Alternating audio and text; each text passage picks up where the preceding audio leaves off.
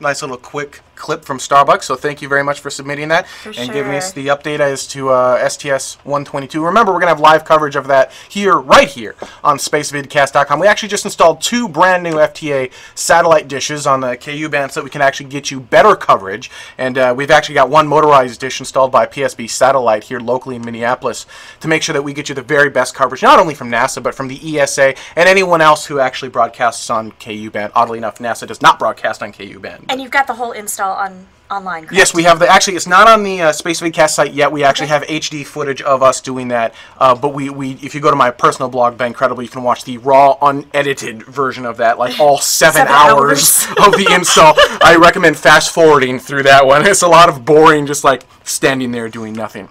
So that's coming up in 2 weeks. But in 1 week, on May 25th, 1 week, look at this finger, 1 week, we've got a really exciting thing happening. The Phoenix lander will be landing on Mars. We actually had Fox do a quick video on that, so let's take a peek at that.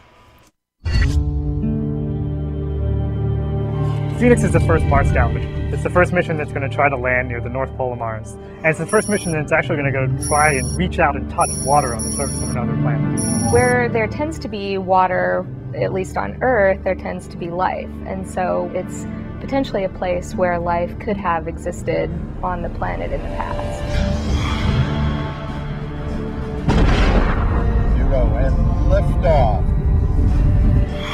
The main purpose of DEL is to take a spacecraft that is traveling at 12,500 miles an hour and bring it to a screeching halt in a soft way.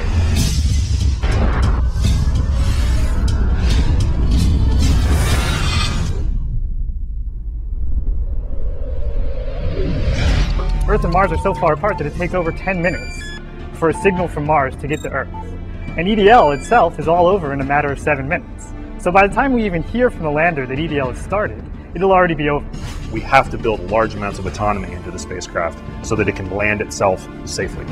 EDL is this immense technically challenging problem. It's about getting a spacecraft that's hurtling through deep space and using all this bag of tricks to somehow figure out how to get it down to the surface of Mars at 0 miles an hour. It's this immensely exciting and challenging problem.